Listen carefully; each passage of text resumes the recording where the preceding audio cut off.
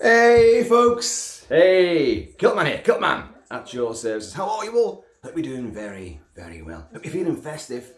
I've got a little tree, that's one of our several trees there, which is all lit up. And I've got my little Santa hat on. Oh yes, because I'm feeling festive.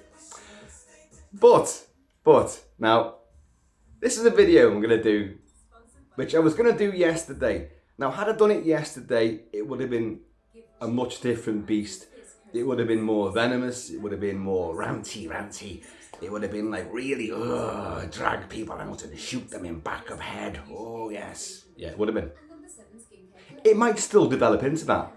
Because, you know me, it's movies, fictional worlds, just the whole thing beyond the real life. The real life world of stuff. Stuff that gets in the way, stuff that just destroys your fun.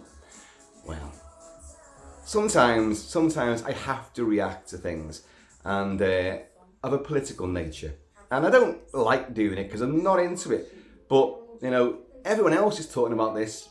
So I'm going to have to throw my tartan two penneth in on this one as well. Boris, the party's over. And in the words of Philip Oakey, it's time to go. Time to go away.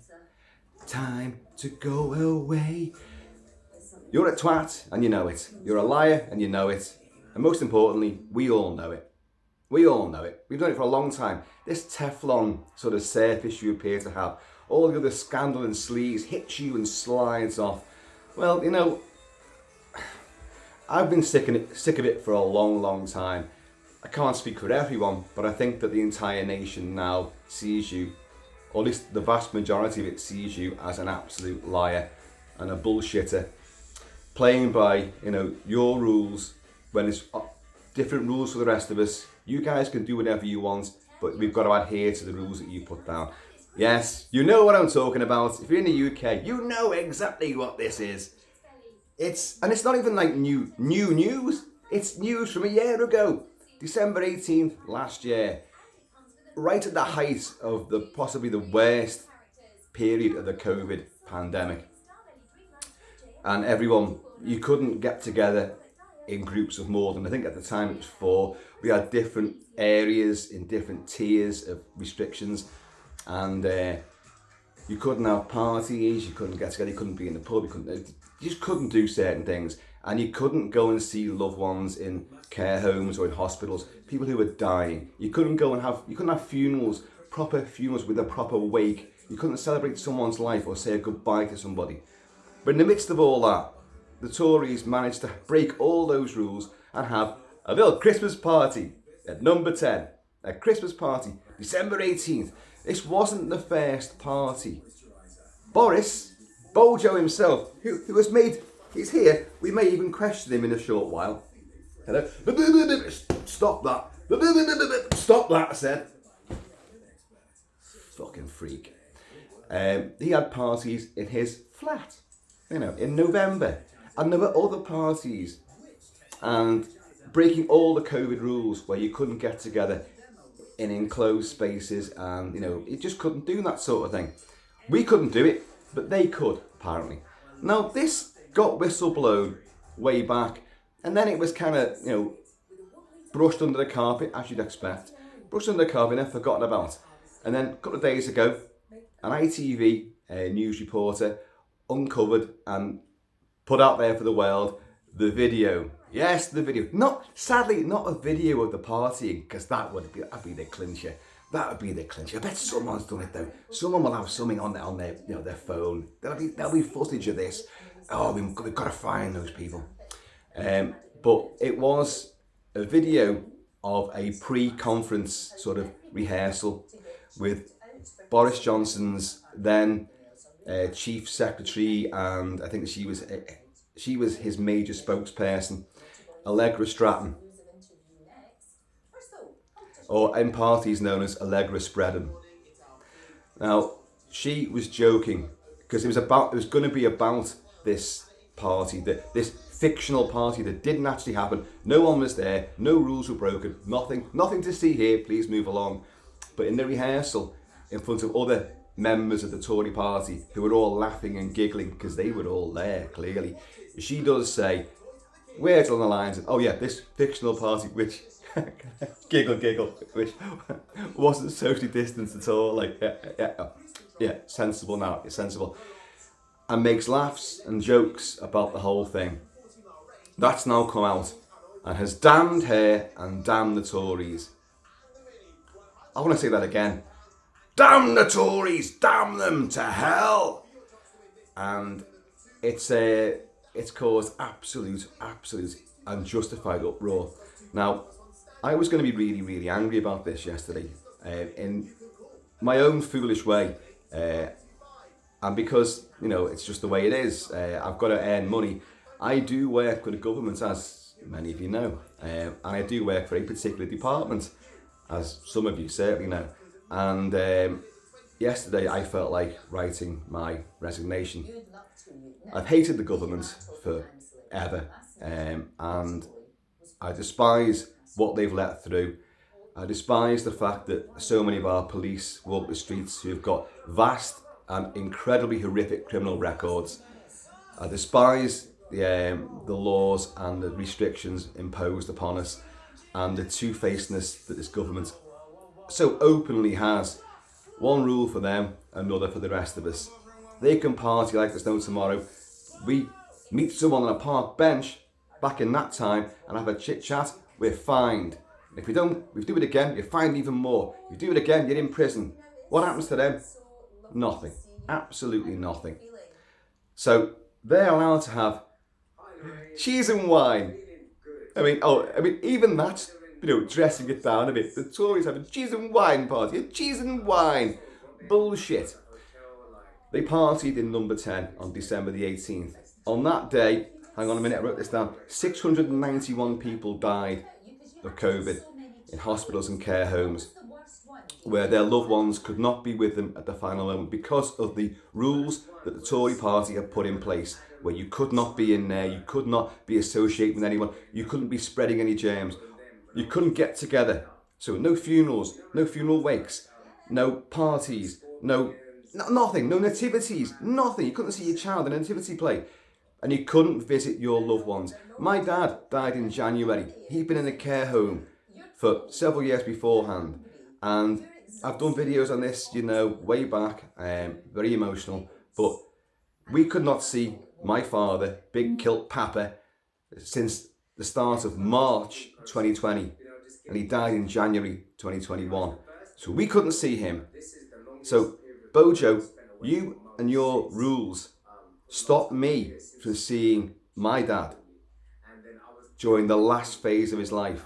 You stopped me from doing that. You and your little dickhead Tweedledum and Tweedledummer looking scientific, you know, chief advisors, Chris Whitty and the other fucking thing, Prince Valiant, whatever his name is, Valance, who are now loving being back in the limelight. Oh, we're back on the podium again. Oh, we can talk about Omicron. Oh, yes, and show stats and figures and graphs and shut fuck off. But yeah, you guys stopped me from seeing my dad. Not only me, but tens of thousands, if not millions of people in this country could not see their loved ones during this really, really emotional, traumatic, life-changing time. I mean, they'll never get over it. You've now got the nation in uproar because you completely absconded with those rules you enforced on us. I know, everyone say, well, but Boris wasn't there. This makes me laugh. You've got Sajid Javid was on the TV this morning. The TV's playing behind. It's Lorraine Kelly. Oh, aye. Lorraine, lovely. And everything's extraordinary. It's extraordinary. I love it to bits. A nice bit of pure, well, I would say MILF, but it's pure GILF these days, isn't it? Love your wet, Lorraine. Love your legs. I remember those old pictures as well. Yeah. Check them out. They exist. So, we couldn't see anyone that we loved during this time. Very, very difficult. They can have a shindig. But Boris, he wasn't there. But Sajid Javid and everybody else connected with all of this in ministerial top positions are all saying, well, no party existed. It didn't happen. So if no party existed, why are you saying, well, he wasn't there? And I know I wasn't there. Why are you saying that? We all know it's genuine. We all know it happened. Allegra Stratton fell on her sword yesterday. Once this whole news broke, and after a year of like just getting on with the job, you know, for the British people, I'm going to get on with the job, as Bojo says during Prime Minister's question time yesterday, whilst facing literally a firing squad from all quarters, including his own backbenchers. What the use of backbenchers? Bollocks, you're on his party, but you're the ones who could stab him in the back, but you don't ever do it because you haven't got the bottle, you haven't got the balls, you're all cunts as well. So, just like him, who's the clown cunt of them all, Boris Johnson. Fuck you. Happy Christmas. But you want to say he wasn't there, nor were they there. Allegra Stratton fell on her sword, came out tearful from, I presume, her house, I don't know, had the audacity to tell the press, who she uses because she was, up until yesterday, the Prime Minister's chief spokesperson. Yay! So she loved the limelight. Flash, paparazzi. Oh yes, it's me, yeah. I'm going to spin some more bullshit for the Tories. Watch me now, watch my smile. And then yesterday, all tears and tears. Oh God, weeping buckets she was. And please turn them off. I've got a speech to make here. And then, very emotional, said that her words inadvertently had caused, grief and distress and angst throughout the nation. And she's got to live with that for the rest of her days, which I hope are very short-lived. Because you people have got blood on your hands. You have. There's no two ways about it. You stop people from seeing their loved ones, and people have taken their own lives in their remorse, their regret, and their absolute traumatic phases of trying to grieve for someone that they couldn't say goodbye to. You've done that. You did that whilst having wine and nibbles in number 10. Woo, bit about Christmas Hoedown. Woo, woo, woo. Fucking bastards. You've got blood on your hands. If you had any ounce of decency, and I'm not saying that Allegra Stratton, because she's only done that because if she hadn't done that yesterday, she would have been pushed. Because she's the one on the video. Yes, you've got other people there with their faces blacked out. And look at the blue, sort of chuckling away in the audience there. Now, got to find them. Got to find all of them. Because they're all at fault here. We couldn't do it. And we'd be pilloried if we had done it. The police would have stormed in with the new, draconian laws that came in. They'd have stormed in and we'd have been ousted, dragged out, arrested, put in the back of a Black Maria. Yeah. But not these guys. No, they can laugh it off. Have a little giggle about the whole thing. Because it doesn't really matter. Because we're Tories and we're above everybody. We're above the law. We're above God Almighty. You're not. Now, in my sort of mind, because you've done that, and because of all the other things that you've done to make mine and everybody I know lives in misery, an absolute misery, that's what you've done. You should be able to, if you walk the streets, I should be allowed to go attack you and kick you to death. There, I said it. Because you've caused death and unpleasantness and absolute trauma and angst and completely life-altering emotional upset. You've caused that. You and your policies and your buffoonery. He is an absolute clown, isn't he? Sometimes I always think, is that an act? Is that an act? Is that to make him more endearing? He's one of the people. You're not one of the people. You're a fucking twat. That's what you are. You are a fucking walking Jap's eye, spouting jizz of pure and utter bullshit, and lies and sleaze and deceit. If you had any ounce of honour, you will allow yourself to be taken out and hanged. There's more compassion in my spit than you've got in your entire body, than you've had in your entire life's existence, which should be taken away from you. Yeah, it's it's ranty, it's on the edge, but it's true. I hate you. I genuinely hate you. You're not a funny fool. You're not a man of the people. You're an absolute liar and a coward. If Allegra Stratton hadn't fallen on his sword, they would have made her the scapegoat. And then, because there's an inquiry into this fictitious party that didn't happen, they're now doing an inquiry into it. But is it an external inquiry, an investigation? No, it's an internal one from the Cabinet Office. Their Cabinet Office. The head of the Cabinet Office is going to make, he will leave no stone unturned. Yeah, and what they're going to do now, they're going to close ranks and they will get people together, right? Are you on side? Are you? Are you really? What dirt have we got on you to make you stay on side? And then they're going to squeeze out, like a spot, they're going to squeeze out some little juicy scapegoats. And they'll be the next ones to fall, their heads on the block. When we know whose heads should be on the block, starting with yours, Boris. You're all liars. You're all swine. And it also makes you think that that was a pre-conference rehearsal. Clearly, they must do this sort of thing a lot. So if at the height of the deaths in the UK and all the real bad doom and gloom that was going on, and you can make light and have a laugh and a joke and a giggle about a cheese and wine party which didn't happen, and we weren't socially distanced. You know, you can make jokes at a time like that. What about all the other press conferences that you give and you have a little rehearsal about how you're going to respond to certain questions? So what else? You think about that. There's the tip of the iceberg, folks. The tip of the iceberg that these bastards orchestrate. I don't know why I even have to say this, because you're not stupid. You're not stupid. I refuse to believe that individuals, when they sit down and watch stuff, don't think, hang on, that didn't make any sense. But en masse, the British public, as in most societies, the public sort of go with the flow. All the laws, well, I don't like it, but I've got to do it and all that. Oh, I won't, yeah, I don't agree with this. But you don't do anything. You don't do anything. At the very least, I'm talking to you and this is going out. So I'm saying what I feel. So I'm making that quite abundantly clear and very, very public. I hate this government. I wish them all the ills on air. I do. Because they are evil. They are bastards, they are slime, and they are affecting yours and my everyday life.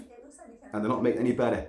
Is it any surprise that, because here's the next thing, after facing a barrage in Prime Minister's Question Times, Bojo, number 10, let's do it again at number 10, ooh, oh,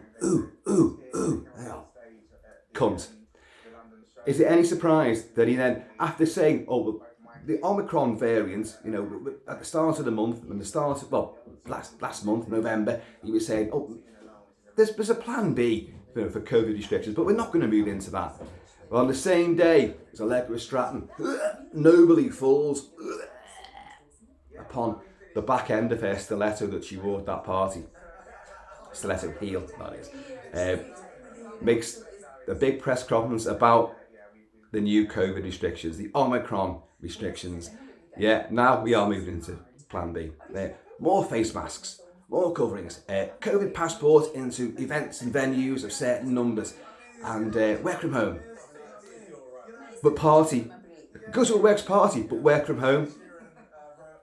So in other words, keep all your party aspirations alive. Go to them, don't lose your bookings. Go and have fun, festive fun, because you'll pay the price in January when we realise that the Omicron cases have exponentially risen over Christmas and New Year period, and now that's it, lockdown.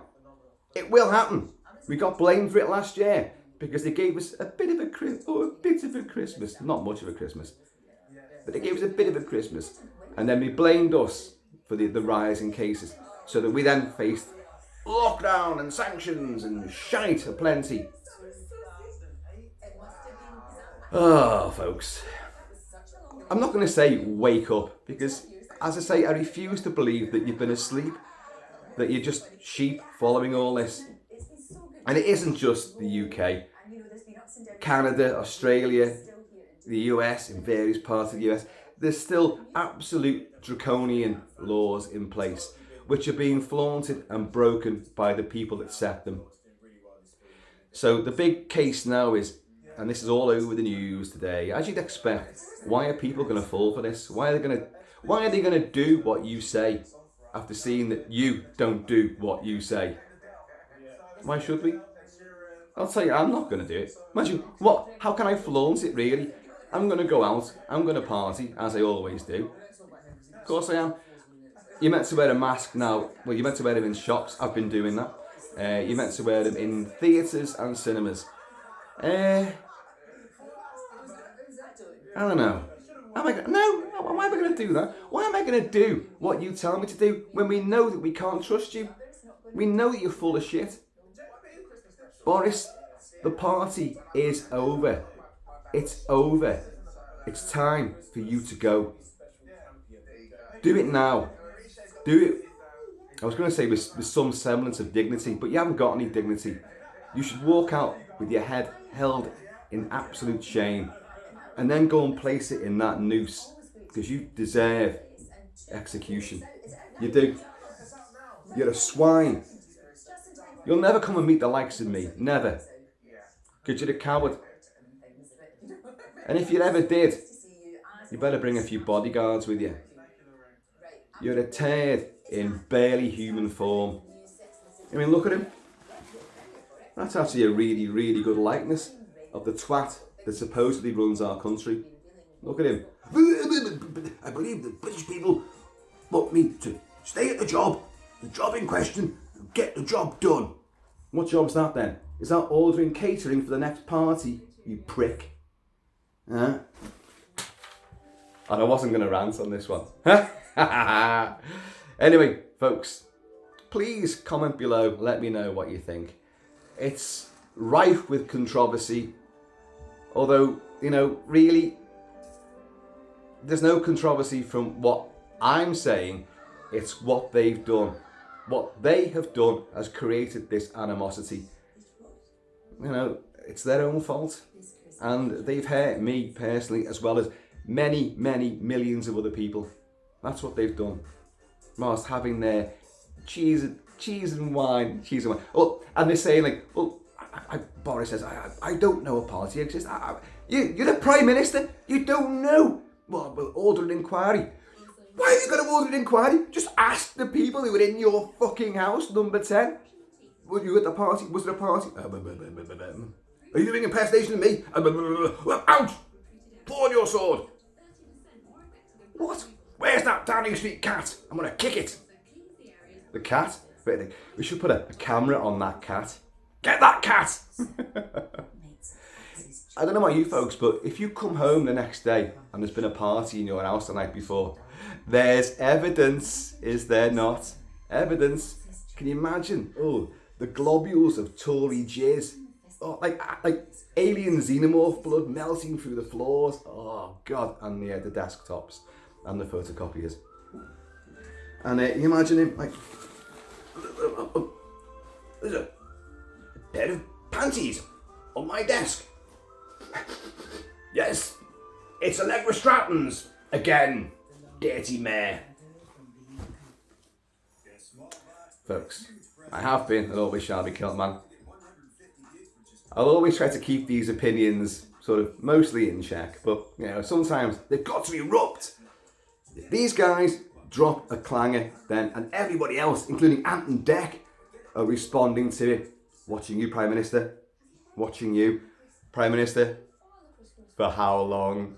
Was genius. But if everyone's coming out and saying their piece, then I'm going to say my piece for what it's worth. So please, keep it kilted, keep it Celtic. And I am going to see you all. Namaste, except for you, Prime Minister, and all your party of liars, shysters, and charlatans. Later. Ho, ho, ho.